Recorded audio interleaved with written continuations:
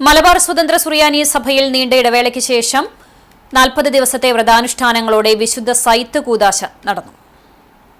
40-ാം വെള്ളിയാഴ്ച സഭാ ആസ്ഥാനമായ തുഴിയൂർ സെന്റ് ജോർജ് ഭദ്രാസന ഇടവക ദേവാലയത്തിൽ 9-ാം മണി നമസ്കാരത്തിന് ശേഷം നടന്ന സൈത്ത് കൂദാശയ്ക്ക് സഭാ പരമാധ്യക്ഷൻ സിറിൽ മാർ ബസേലിയോസ് മെത്രാപ്പോലിത്ത മുഖ്യ കാർമ്മികനായി, സഭയിലെ വൈദിക ശ്രേഷ്ഠർ സഹകാർമ്മികരായി.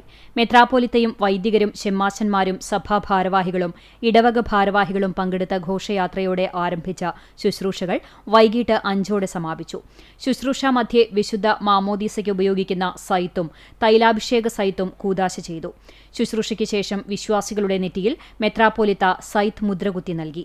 സഭാ വൈദിക ട്രസ്റ്റി ഫാദർ തോമസ് കുര്യൻ, തുഴിയൂർ ഭദ്രാസന ഇടവക വികാരി ഫാദർ ബെന്യാമിൻ ചിറ്റ്ലപ്പള്ളി, സഭാ അൽമായ ട്രസ്റ്റി ഗീവർ മാണി, സഭാ സെക്രട്ടറി ബിനോയ് മാത്യു, തുഴിയൂർ ഇടവക സെക്രട്ടറി ജോഷി ജോസ്, ട്രഷറർ റെയ്ബ്സൺ ബാബു എന്നിവരടങ്ങിയ കമ്മിറ്റി നേതൃത്വം നൽകി.